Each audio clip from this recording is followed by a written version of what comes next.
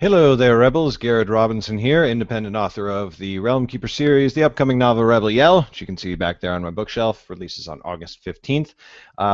The Touch Trilogy, Non-Zombie, Hit Girls, Ninja Bread Man, and my new heroic fantasy serial, Nightblade, the cover of the second episode of which you can see on my screen there. And on a related note, this is my show, VlogaNovel, where I live create my books on the air for you guys. Everything from outlining the book to writing it, going through the editing process, designing the cover, which I did during the VlogaNovel series for the first episode, and going through to formatting and publishing it online.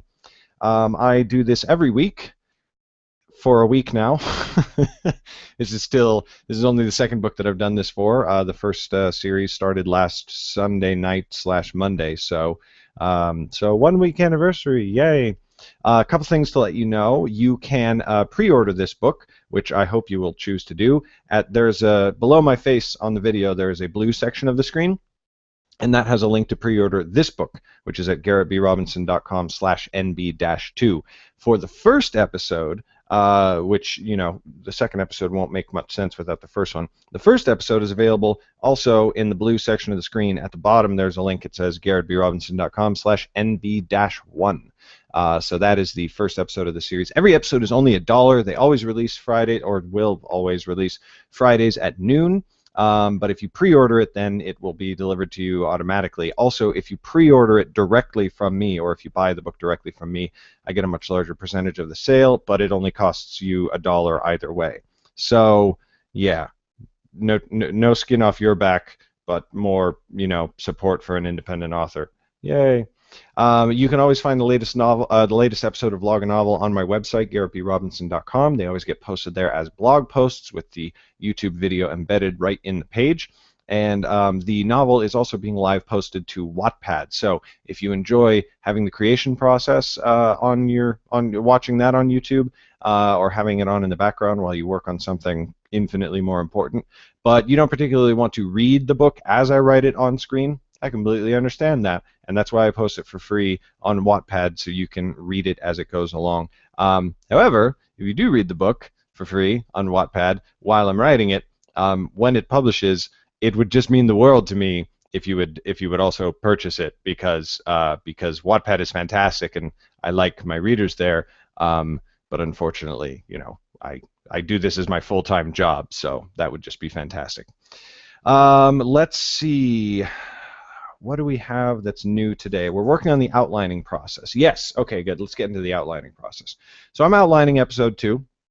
I did a lot of good work on it yesterday, and I am actually in the middle of the outline for, I was about to start the outline for chapter 4. There are 5 chapters in each episode of varying lengths, but since each episode is 10,000 words, it equates to about 2,000 words per chapter. Some chapters end up being closer to 1,000 or 1,500 words, and some will be 3,000 words. Chapter 5 of episode 1 was about 3,000 words, just under.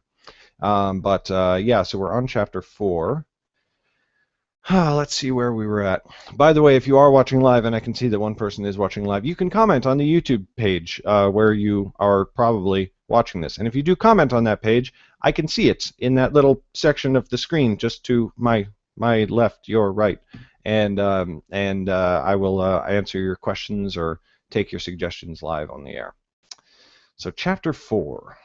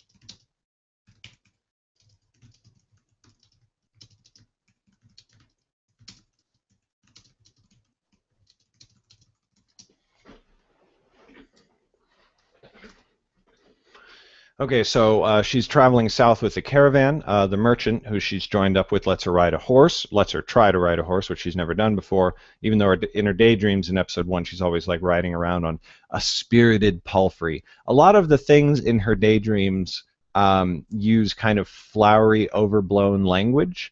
I don't know if you particularly noticed that or not while I was writing episode one. But she's a teenage girl with highly unrealistic dreams about what she wants to do with the rest of her life. While at the same time she's in a very brutal reality. So her daydreams are sort of a way to escape that, like they are for a lot of people. And so the overblown language is sort of meant to reflect that, where it's like, and I fight mighty foes and bring low the oppressors and everything like that. It's like nobody talks like that, but when you're imagining a fantasy life that's better than your own, of course you're going to spice things up a little bit. So she isn't exactly a natural on the horse, but she still enjoys it. Gentle, easy description of the journey south. Lauren constantly keeps an open eye for the constables and for Zane. Um, Zane, of course, being the wizard that abandoned her at the end of episode one.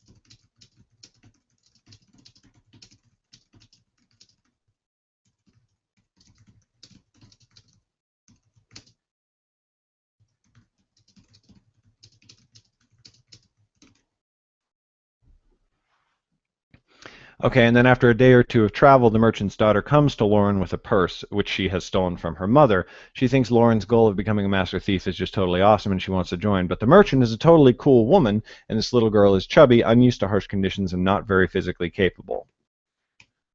Chubby is unnecessary. You can have a chubby person who's used to harsh conditions and physically capable. I mean, look at Sam Tarly from Game of Thrones. Big dude, goes through a lot of crap. Lauren tries to convince the girl to give up her frankly stupid dream. The girl won't, and she accuses Lauren of having a double standard, but she does return the coin purse before her mother notices because Lauren is afraid she'll be blamed if the purse is missing. That idea of a double standard is an intriguing concept to me.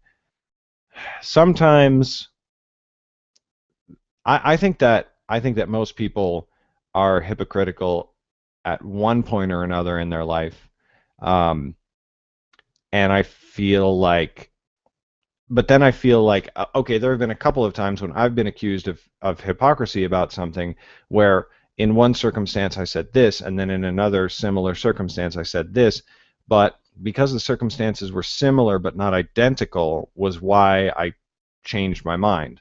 It's hard to think of a specific example right now, but like in sports, playing soccer or something when I was a kid, it would be like, no, if you are past the last defender, then it's offsides. This is a terrible example because the rules are very clear on this. But if you pass the last defender, then you're offsides. And then I get a pass kicked to me, and after it's kicked to me, I run past the last defender, and it's like, oh, you're offsides. I said no because I was onsides when the kick happened, and then I ran past the defender. That's the rule. And somebody calls you a hypocrite for that. Well, no, it's because the circumstances are similar, but they are different. And I've had that happen to me a couple of times in life. Um, and I think that again, that's something that happens to people. It's like, well, if you believe this, then if you say this other thing, then you're a total hypocrite. And it's like, no, the two circumstances are different. Like I can see the similarities as well, but they are not the same circumstance. So in this case, Lauren grew up with abusive parents who were using her to get money from some rich person, and are just abusive, terrible people. And she's also grown up, and she's physically very strong. She can take care of herself. She can hunt and everything like that. So this girl is like, I want to go achieve my dream too. And Lauren is like, no, like you're not coming with me. That's just dumb. Like why would you? Why would you? And she, and so that this conversation will be a chance to explore that idea of like, oh well, this is a double standard because you're doing it, and it's like, yeah, but our circumstances are totally different. Because I like taking personal experiences and putting them into my writing. Of course, I think most people do. Nothing really special about that. Chapter 5. This one might actually end up being 6 chapters because a couple of these chapters I feel like are going to be pretty small, and this last scene is going to be pretty big.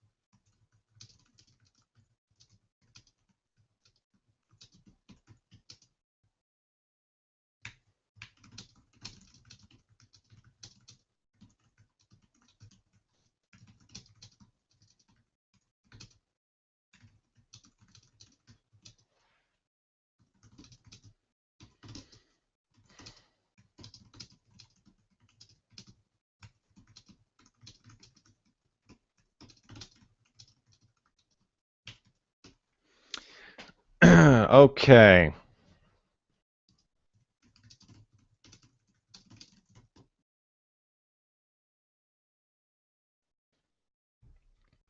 So chapter 5, so they get to the last day on the road to Cabris, and then within sight of the city they hit a checkpoint.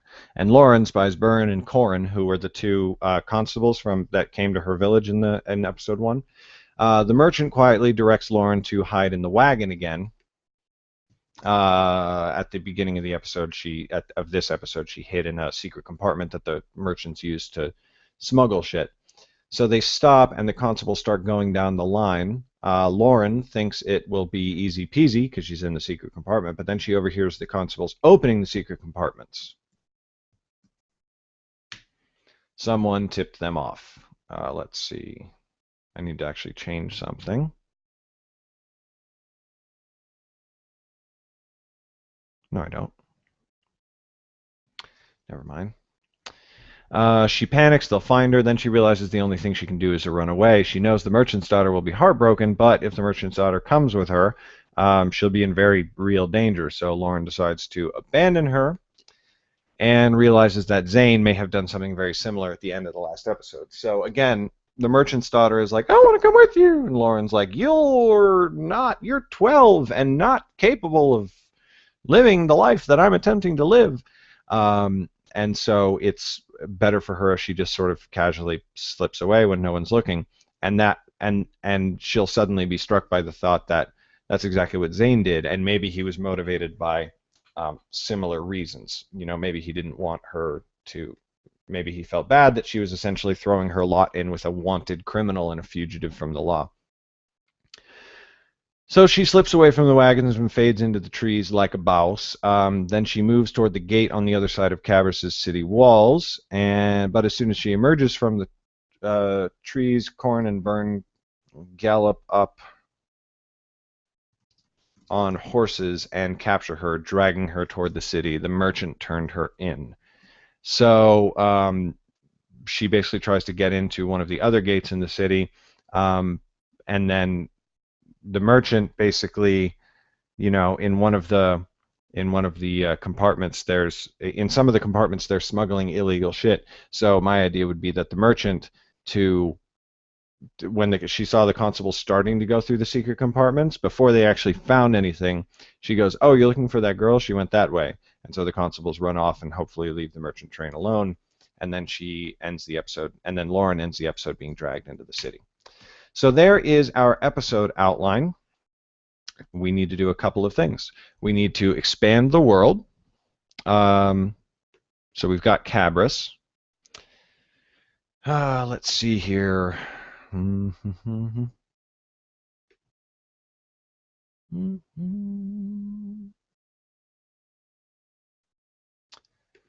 we'll go.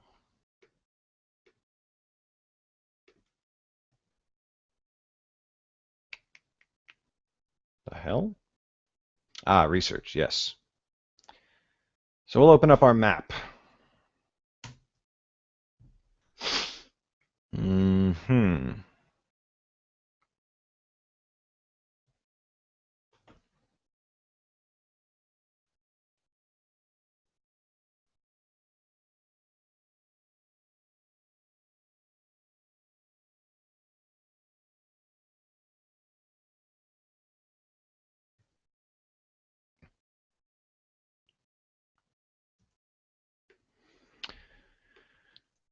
So this over here is all river. Mark that in real quick.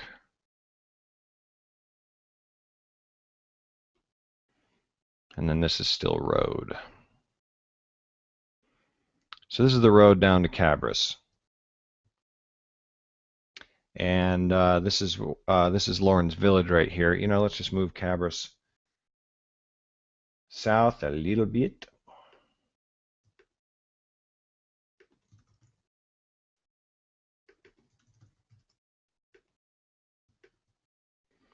Photoshop organizing.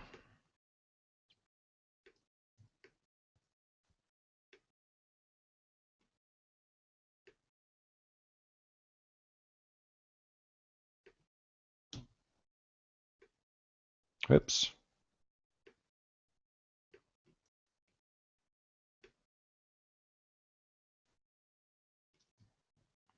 So that's the road, and there will be more. Let's see, there will be more forests over here.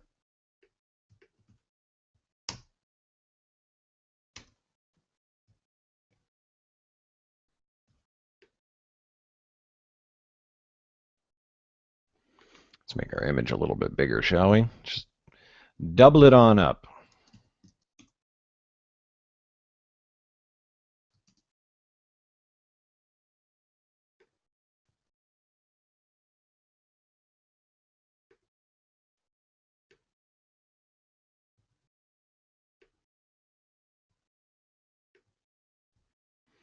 The icy lands are going to have to move significantly farther south.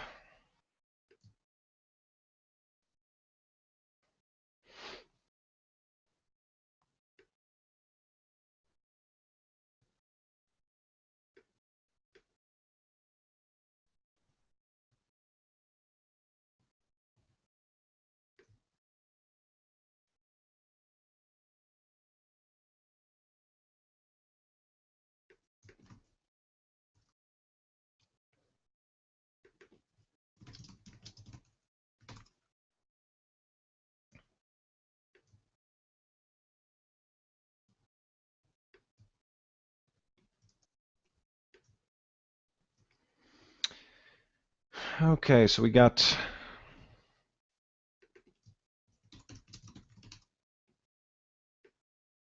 the Cabras Forest over here, and it sort of surrounds the city.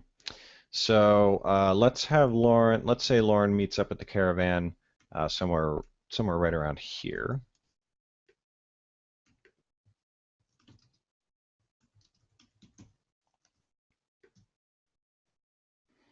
And then they travel south along the road.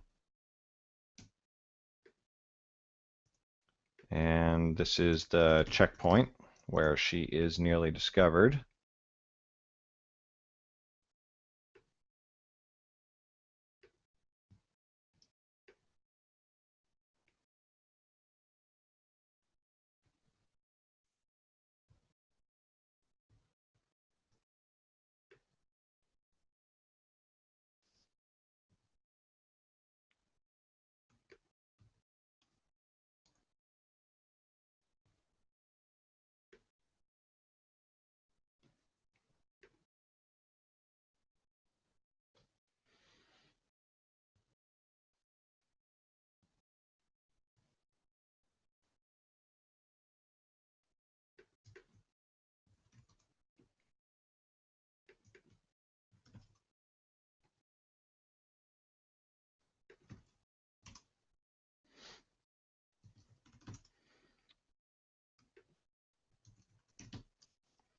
And this is where she's captured by the constables.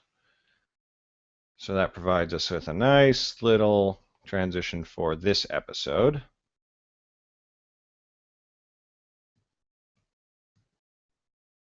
And that's good. I think that's all we really need right now. Yeah.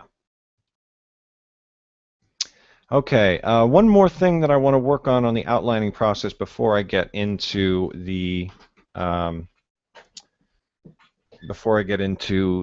characters, because we need to establish these other characters, the merchant and her daughter, etc.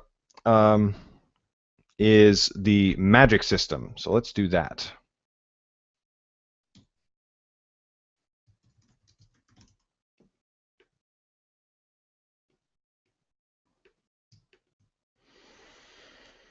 And let's just choose a nice little Realm Keeper's icon. That'll be nice and representative. Ah, yeah, the mind logo. I like that. Okay, so magic system, and we've got summary. This is going to require a new document.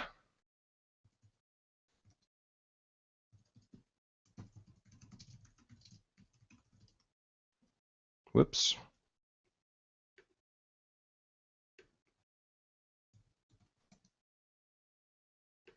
Unlink. Okay. So essentially, the way that I see it, we've got a four-way system.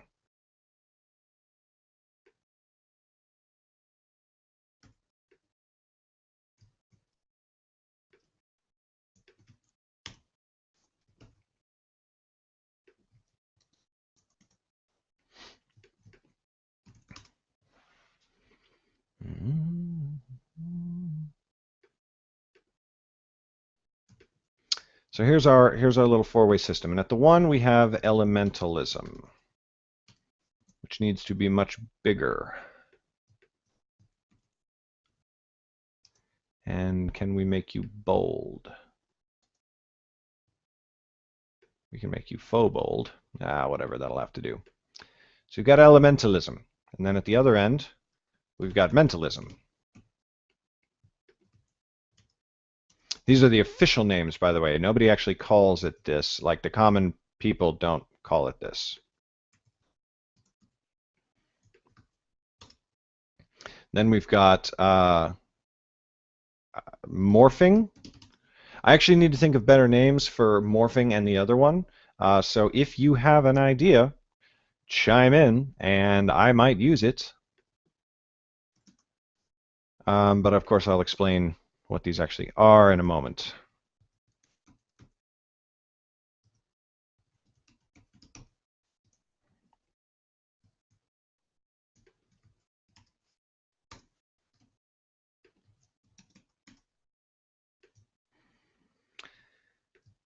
and transmutation. Okay, so elementalism is your quote unquote typical magic. Fireballs, you can control the elements. So fire, water, lightning, um, that kind of thing. You know what most people call typical magic. Mentalism is essentially just telekinesis and not telepathy. These people can only move physical objects with their minds. They cannot read minds. They cannot communicate with minds because telepathy creates so many problems. Morphing is the ability to change your body, your own body, and transmutation is the ability to change other objects and at very high levels of power other bodies. Less than 1% of the population, actually, this is all stuff that I should be writing down in the document. So let's do that really quick.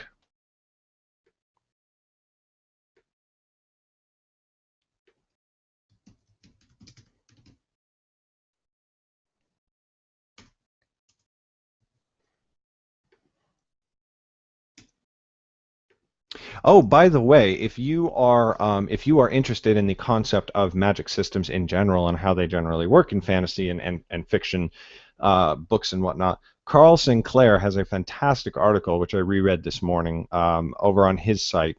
So check out Carl Sinclair Magic System. If you Google that, I'm pretty sure that the article will come up. That's how I found it. Yeah, definitely worth reading. He's got some really good thoughts on the subject.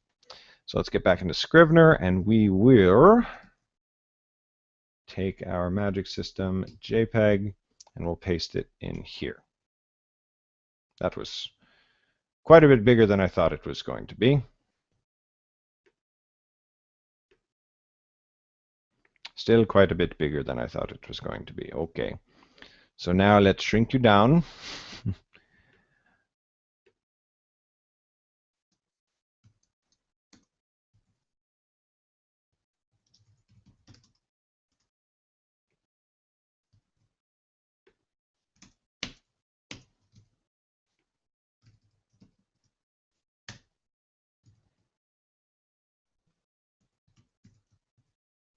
Okay, so there we go. Elementalism, mentalism, morphing, and transmutation. Um, less.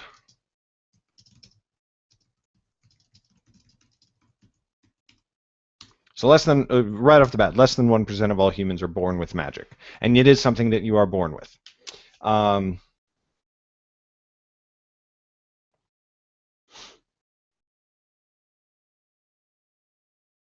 Of those who are born with it, there is both an inherent power and a discipline to it. So you can become very wise, you can become very smart with your magic and use it in creative ways that can very make it very, very useful to you. And then you can also have raw power. Um,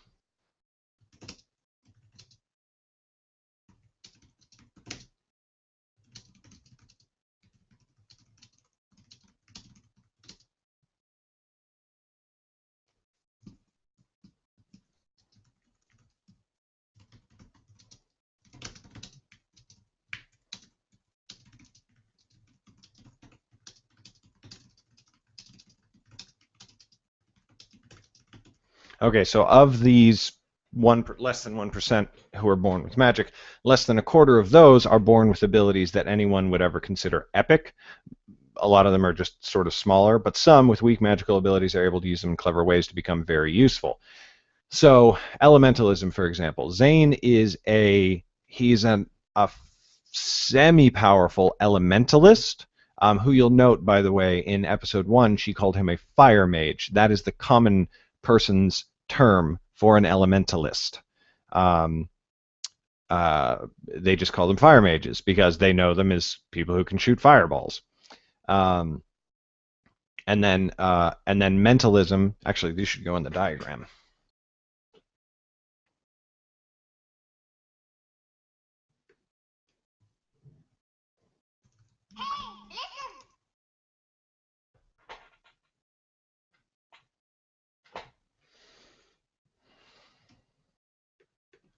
Remember to turn your phones off when you write, guys.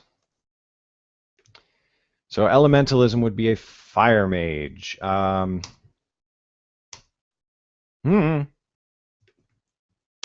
Duplicate. Damn it. Mentalism would be a mind mage. Ah, see? Common people. Not that creative. Morphing. Anybody want to guess? Anybody want to guess what morphing is called? Ah. Whoops.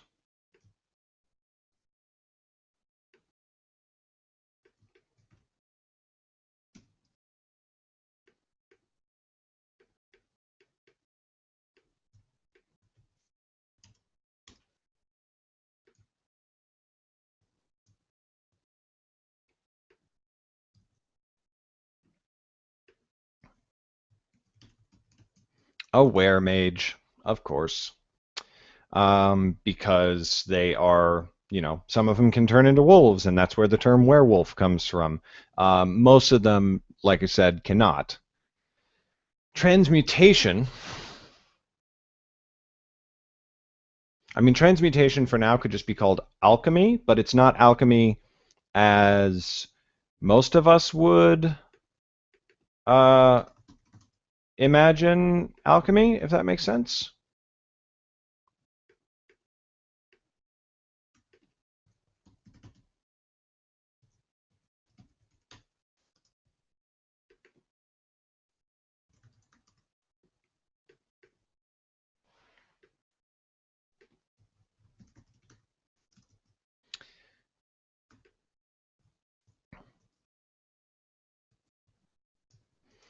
It's the ability to basically transmute other things. So you can sort of turn solids into liquids. You can rearrange things. You could a very powerful alchemist could turn lead into gold, and of course some probably did, and that's where the legend comes from. Um, it's I hate using comparisons, but if you look at like Tolkien, for example, there are a lot of current myths and legends, so to speak, that he explains in The Hobbit and The Lord of the Rings, like uh, like what humans generally consider elves or fairies are hobbits who are afraid of big people, still very much out there in our world, but afraid of big people and who wink away whenever they hear big people coming. That's like something that he talks about in The Hobbit, and it's like it's a weird link between that world and our world, and other things of that nature. So I'm going to be doing some things like that. Like the idea of a werewolf is our legends come from that, and so in my world, werewolves are morph morph mages, were mages who could turn into wolves, and that's sort of where the legend comes from. But I need better names for. I definitely need a better name for morphing. Alchemy could work, but then I want a common man's. I think alchemy would be the common man's word for it, and I think that there would be a more erudite and sophisticated word that the wizards themselves would come up with, because of course they're all full of themselves. Um, Morphing could be like mutation, but like what would a were mage call himself?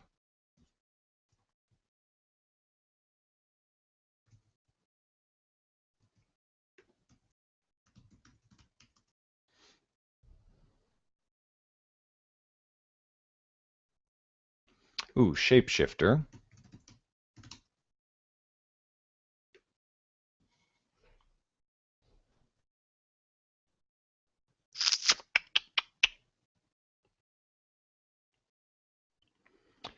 Oh,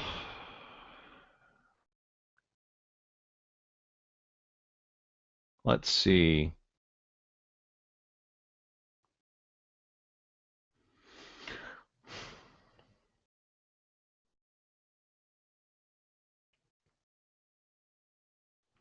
Therianthropy is the transformation of a human being into an animal, and conversely of an animal into human form. Legends allow for transformations into plants and objects and the assumption of another human countenance, for example, fair to ugly. Okay. Therianthropy is a good, like, nobody would ever use that word except for the wizards who were like, it's therianthropy, not wareism or whatever. So therianthropy, I kind of like that. It's just pretentious and douchebaggy enough that I could imagine that like a council of wizards would have come up with it. And then alchemy, oh man.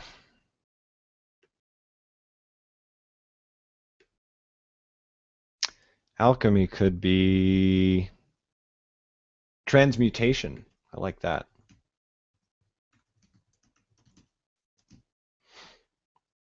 So the branches then would be elementalism, which is the control of the elements such as fire and water. Mentalism, which is telekinesis, and the common folk call mind mage or mind magic. Therianthropy, which is the ability to change one's body and shapeshift, and the common folk call were mages, and transmutation, which the common folk call alchemy and call the wizards alchemists. So those are our four branches then. Um, Now, I know I've said this point repeatedly, but it's very, very rare. For example, I've decided that in episode 3, if you saw the outline for episode 3, you will remember that I had that there's a thief running a ring of child pickpockets, and they call her Mother. Well, I've decided that Mother is going to be basically how do you call it? She's a were-mage, but she can't turn into birds or animals or anything like that. She can just change her appearance, and not even that much. Like, she can't change the length of her hair, but she could make it blonde instead of black. She can change the color of her skin, so she could make herself look Caucasian or African American. She can do things like that. She can't really change her. She could change her height like a very, very tiny little bit. So these things are super useful for a thief, and like you can understand why she would come to some small amount of power in a ring of child pickpockets that she would run, is because she's much better at it than all of them are. And that's another thing, which actually, when I first came up with the idea for this world a long time ago, wizards always find themselves coming into positions of power because they're able to use their abilities to become more powerful than other people. But the structure of the kingdom, which is something that I'm also going to try and get into in this hour, although I only have 20 minutes left. The structure of this kingdom is that there is the High King who rules from the High King's seat, which we can see in the map over here. The High King's seat is an island over here, right? The High King's seat is really just a palace on a big old island, and he owns no land other than that island. So, kind of like the idea of Washington, D.C. in America. Washington, D.C., the president doesn't govern a state or anything like that. He governs the governors of the states. Of course, he does a lot more than that, but theoretically, the power structure would be like the president is in charge of the governors, and the governors run their states. Well, there's 9 kingdoms, and then there's the High King, who runs the nine kings of the 9 kingdoms, but doesn't have a kingdom of his own. They owe him fealty, and they can have little border wars among themselves, and a High King can put a stop to that if he wants to, but if he's smart, he just kind of lets people sort themselves out. Well, sometimes if he's smart, sometimes if he's dumb, as we might see in this series. So anyways, none of that's, all that's neither here nor there. A long time ago, there were wizard kings, and almost all of the kings were always wizards. And it was a very, very rough and tumultuous time because being a wizard isn't a hereditary thing. So basically, when a wizard king died, he would of course leave the throne to his child, like you do in societies like this. But then if another wizard wanted the throne and was sufficiently powerful, well, he was a wizard and it was kind of hard to stop him.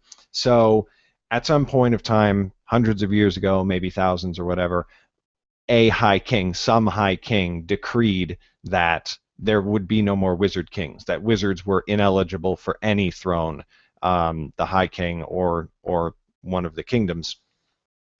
And then any wizard who assumed power, or anybody who assumed power and was a wizard and concealed that fact, would be put to death immediately. So, and again, that's something that might come into play either in this series or in the Quest series of books. So, that all that being said, wizards still do come into positions of power. They just can't take the throne.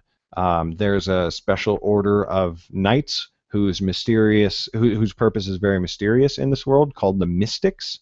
Many wizards join the Mystics and often rise to prominent positions when they do. And you know, people like Mother become heads of criminal rings because of their magical powers, and so on and so forth.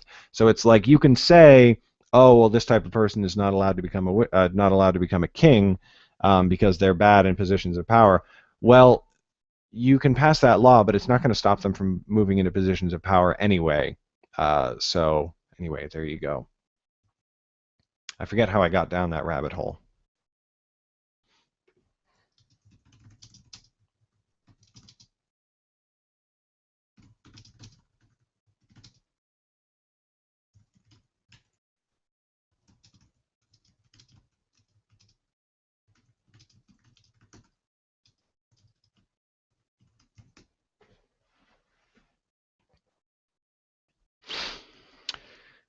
So there's our 4 branches of magic.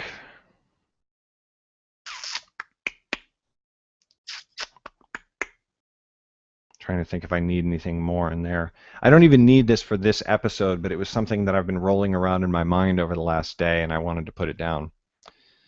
Okay, so let's start. I think this is good on magic systems for right now. Let's start working on the 9 kingdoms.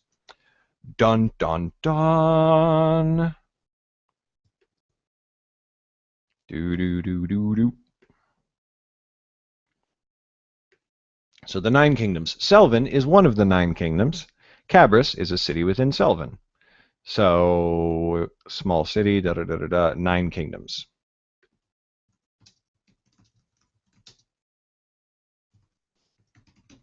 The 9 kingdoms are Selvin. That's all I got right now. And I don't need to come up with all the rest of them right now. But let's move on. And this is all stuff that just like this is the way I often work, just kind of tossing things together and adding more details as I think of them.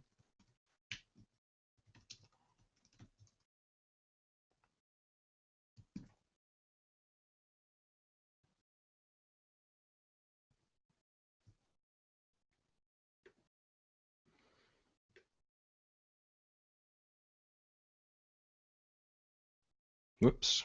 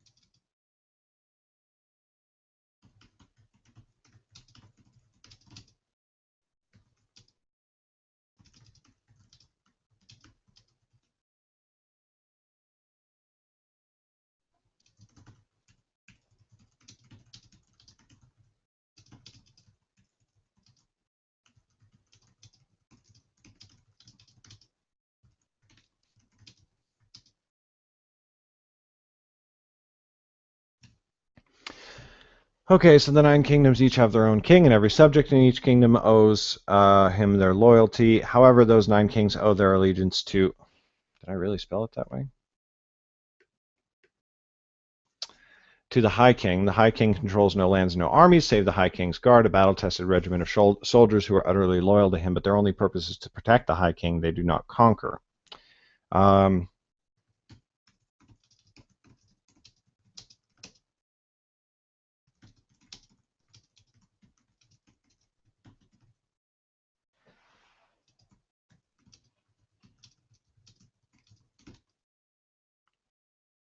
when a High King dies, the 9 kings hold an election among themselves to select the new High King.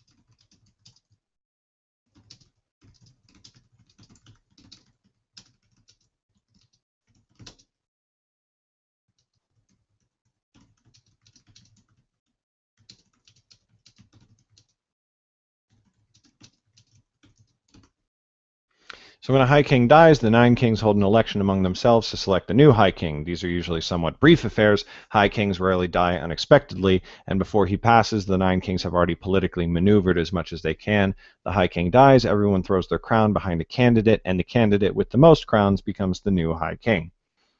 Fairly simple process.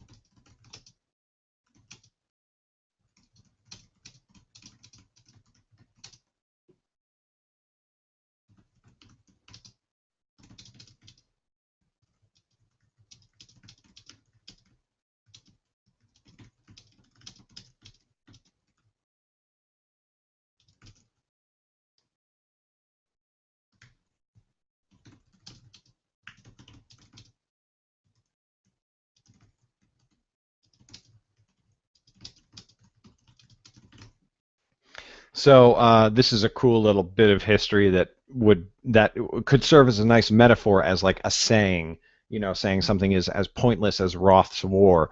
There have, however, been examples in history of protracted elections, such as in Roth's War. No blood was shed in Roth's War. Instead, each of the 9 kings voted for themselves and refused to change their vote.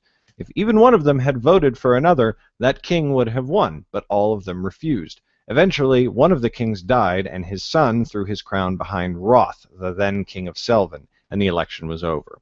So that's just something that could have like been in history, like the election that took forever because all of the kings wanted to be the High King and none of them wanted the other.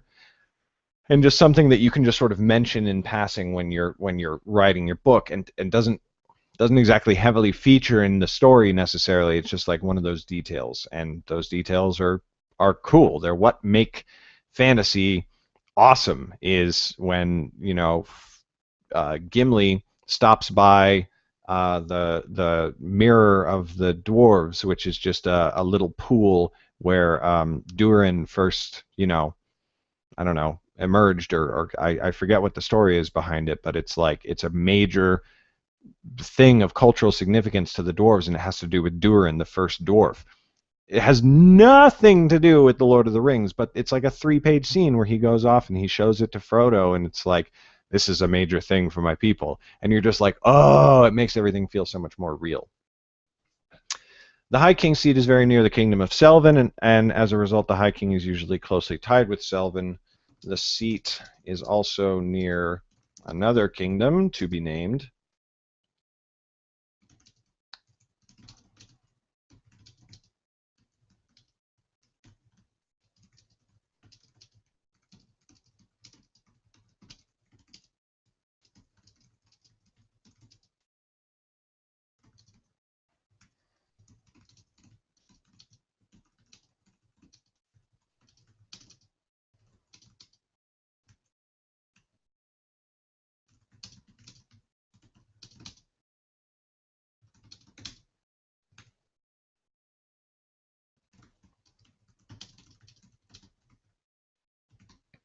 Okay, so the High King's seat is very close to the kingdom of Selvin, which is where Lauren is from, and as a result, the High King is usually closely tied with Selvin. The seat is also near another kingdom, who I will name, but since that kingdom is usually quarrelsome and warlike, the High King tends to distance himself from them. And when High Kings have come from that other kingdom, they usually rule over periods of some little strife in the 9 kingdoms. So this other nation is always like, we should expand, we should go do this, we should conquer the jungle people of the north, we should go explore the icy wastes, we should go fight. And the High King is like, no, shut the fuck up, calm the fuck down. But whenever the king from that kingdom becomes the High King, because of that personality of him and his country and the people there, it usually leads to something happening, some sort of, maybe some war or some disastrous expedition or something like that. So that's like one of those things that like people watch out for. It's like, uh-oh, we just got a new High King from that kingdom, you know. Everybody just buckle down and just wait for it to pass, you know. So that's another little detail. I think that's all I've got on the 9 kingdoms right now. Obviously, the political structure is not, again, none of this stuff is important to episode 2, the episode that I'm writing right now, but it is important to the world and the ongoing series, the ongoing story of everything. And you never know when little details like this will come out in the writing and be important, or just lend themselves to the writing. So this series is a funny little experiment where I am trying to basically, in this series, I'm basically taking a twofold approach where I'm creating the story and laying the tracks for the story as I'm creating it. In other words, I'm building the world around the story as the story is coming together, and trying to keep both of those things going at the same time. It's an interesting little exercise. I hope that it is working. I liked the first episode, and I think the second episode is going to be even better. We'll see what happens when we get into later episodes. Really quick, just because I feel like it, I'm going to create the chapters.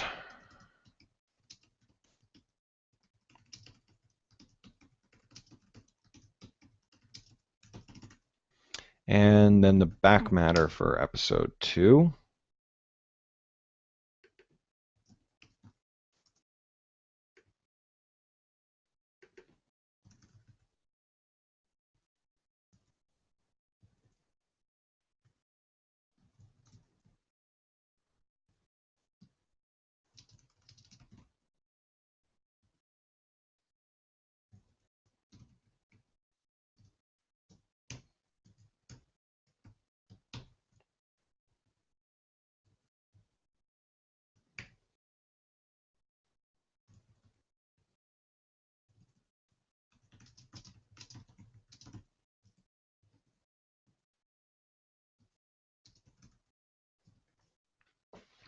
So that's the first CTA in episode 2.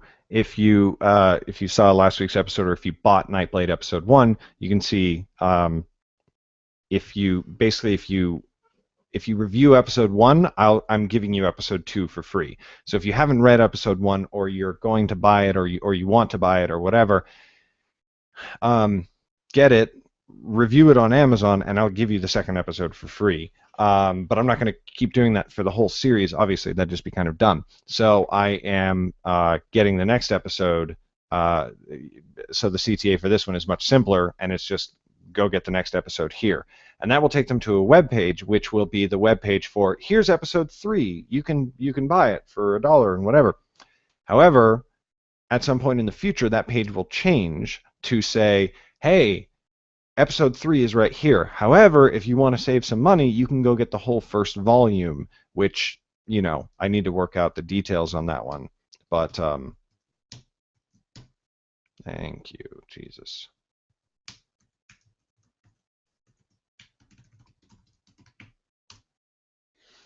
So that's ready. Thank you for reading. My email list sign up, the vlog, other books, and about the author. None of that has to change. Okay, good.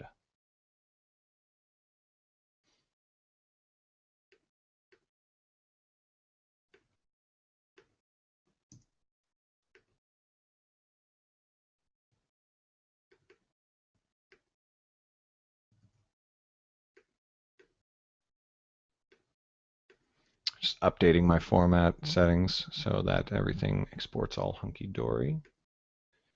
Do.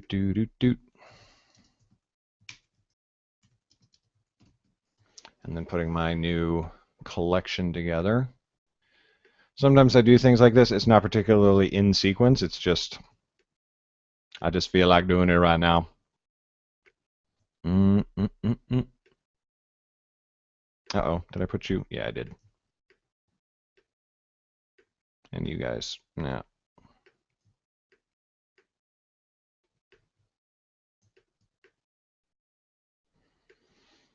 Episode 1, episode 2, front matter.